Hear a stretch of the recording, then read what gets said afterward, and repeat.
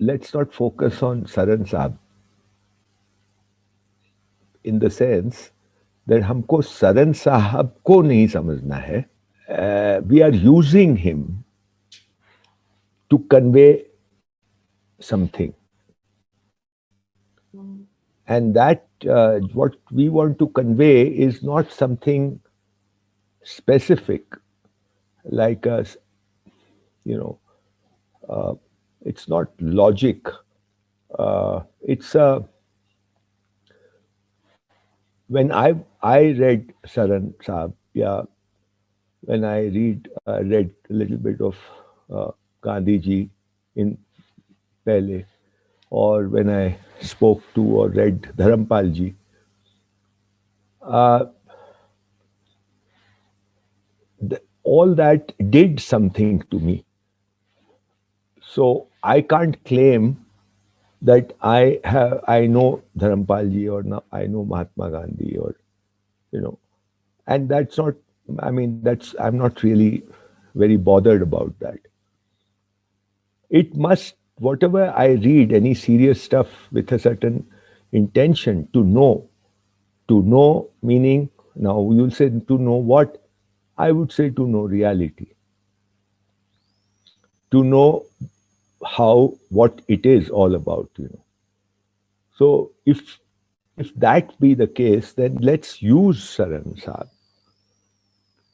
to know what it is, and to know what it uh, is something that we need to apply ourselves. When I say that, when I'm reading something, then that must get connected with what I already have. And what I already have may be a doctrine, a belief, which I'm not really also aware of. So when I read someone who's who's saying something profound or trying to dhyana akarshan towards a reality, and if my belief or assumptions or my conditioning or my worldview, whatever it may be, is in conflict with that, then that is also I'm meaning that is also making a connection. In that connection, maybe the earlier belief, the earlier doctrine that I'm carrying within me gets shattered. That is what unlearning is about. That what I have assumed, maybe I've not learned in the sense we have used the word learning. Maybe it was not a conscious learning, but unconsciously we absorbed a lot of things. And those things have formed our perception. And that perception is playing a major role in the way we not only see the world, but we take our decisions. We reach conclusions.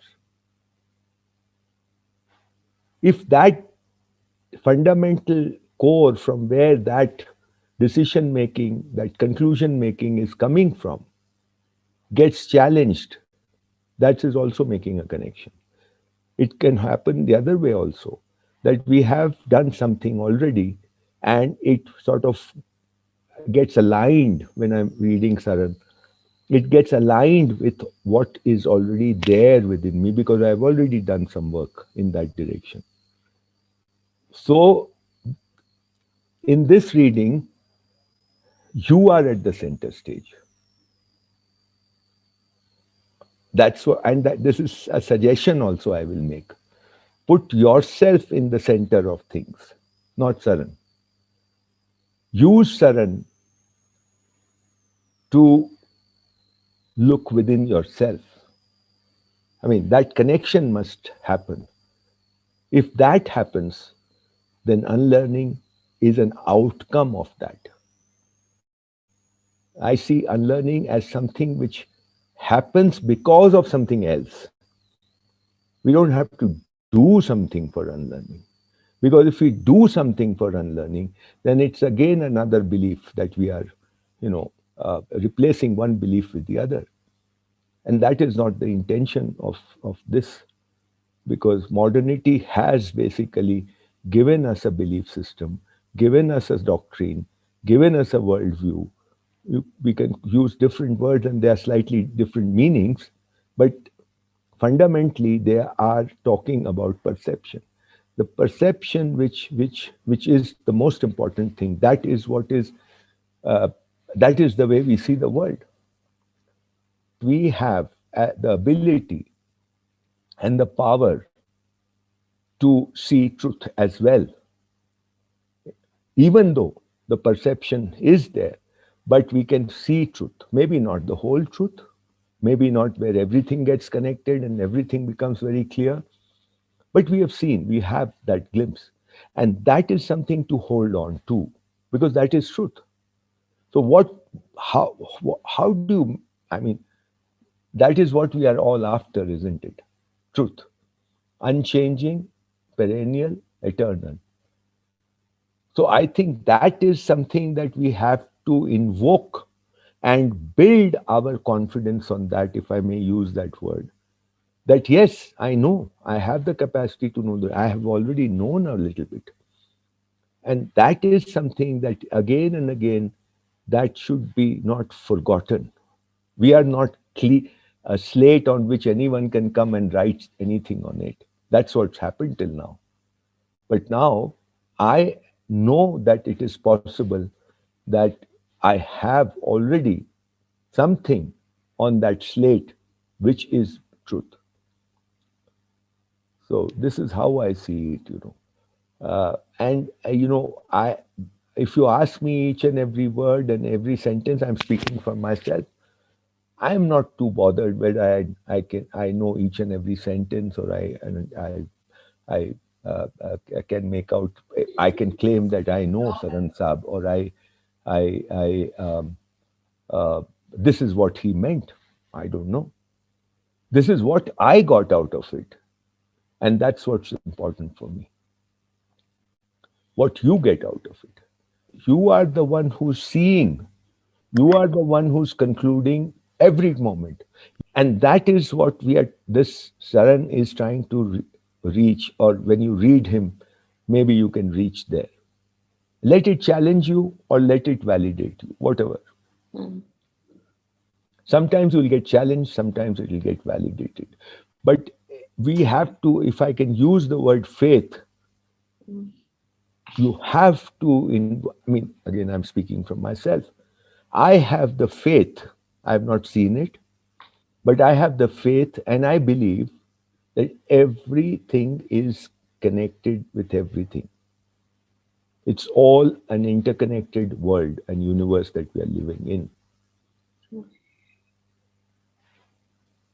I have not seen the entire interconnectivity, but this is my belief. This is my fundamental belief. And that helps me when I don't understand something. And I believe the person who's saying that. For instance, Saran, let's say.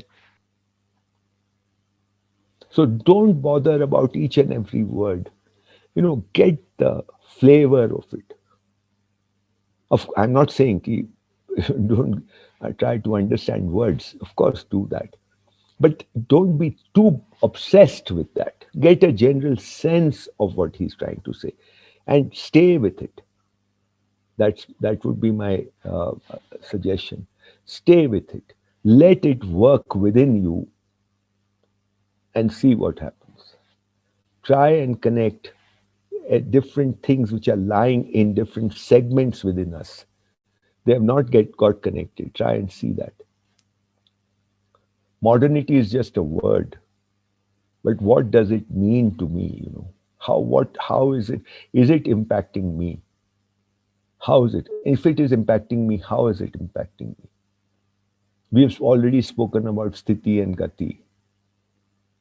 And gati is nothing but externalization. So, is my decision making externalized, or is it I'm taking it back within myself to that which is unchanging? One of the traits of modernity is that it dissects, it it puts things in different compartments, you know, and it is okay with that. Modernity is okay. In fact, it encourages that. If you see the whole idea of experts, the whole idea of specialization, the whole idea of specialists is coming out of that. This whole idea of departmentalization is now, don't misread me, misunderstand me. I'm not saying that they are useless. I am saying these putting in different segments like our subjects, when we put history and geography and science and this and that in different sections, it is the intention behind it is that to make teaching learning simpler. But the ultimate goal is not the subject. The ultimate goal is to understand reality. Mm. These are tools to help you understand reality. If we just get confined to that subject and we think this is the object, when the subject becomes the object, there's a problem. If subject is treated as subject, it's not a problem. If tool is treated as tool, it's not a problem.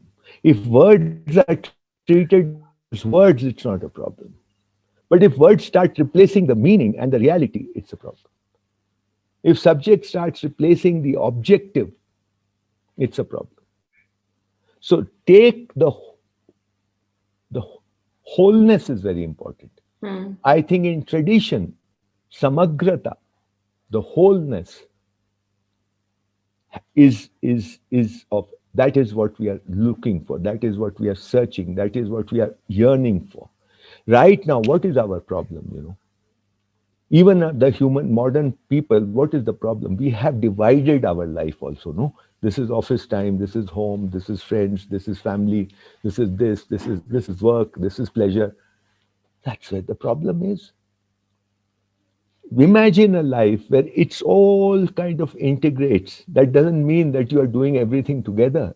It's just that there are no compartments. You flow easily from one to the other, and you are sahaj in every and every segment. You deal with it in the same way. You don't wear a mask when you are in a certain situation and another mask when you're in a different. You remain the same. You're doing changes according to the sthiti and paristhiti, but you remain the same. Today, what is happening is we are changing in every situation. We wear a different mask in one another. So these are, I'm trying to connect a lot of things here. That when we talk of compartmentalization, for instance, then you can see that how modernity encourages compartmentalization, departmentalization, reductionism, specialization. All these things are, of course, they're different. These words that I'm using are conveying different things. But do you see the connection between them?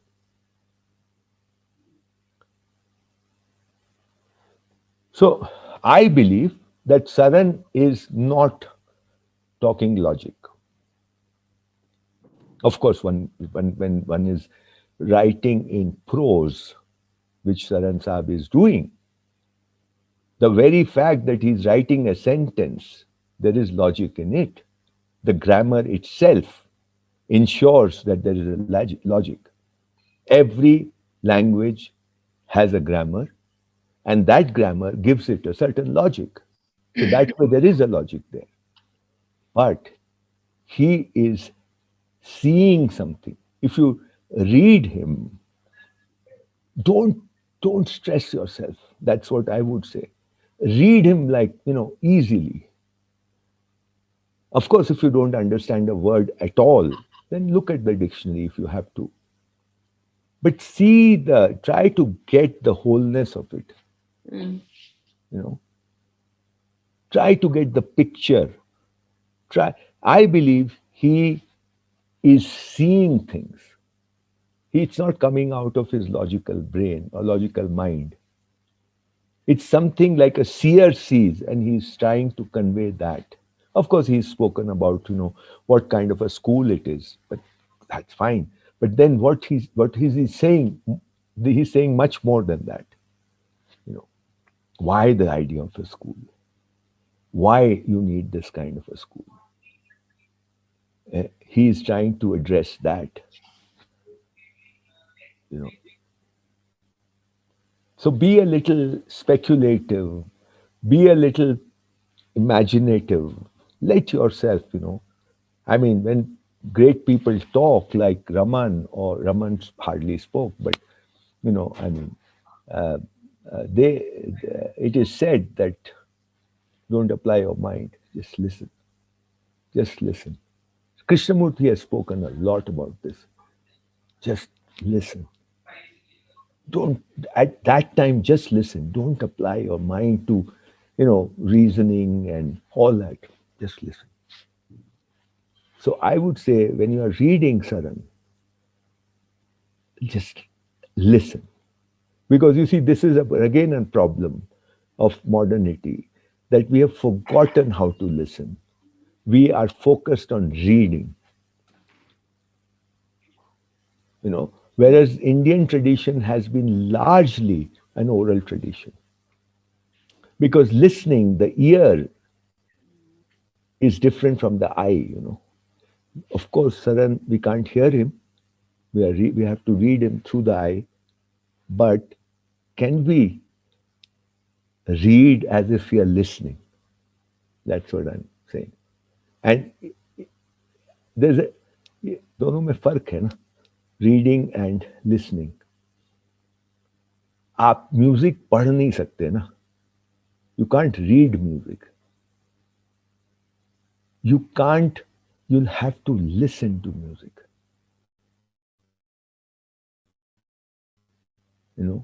Why can't you read music? Why? I mean, just think about that too. This ear is a beautiful instrument. I'm not saying eye is not, but eye is slightly different from the ear. और year में जो है बहुत बहुत मजा है. हाँ, एक ही फॉर्म ऑफ आर्ट है. मैंने अभी लिटिल थोड़ा पहले मैं पढ़ रहा था, एंड आई लव्ड इट, कि where you can't separate the artist from what the person is doing. If you see a painting, you can see the painting. You don't have to see the artist. You can even hear music. You can remove the artist. But a dance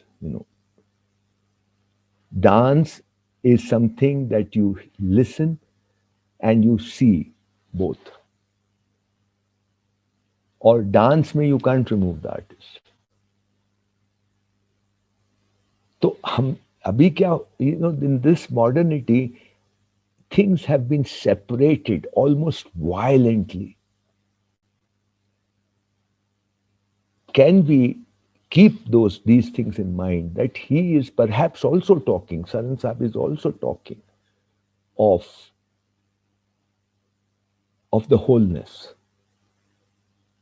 and he's lamenting the fact that we have lost it.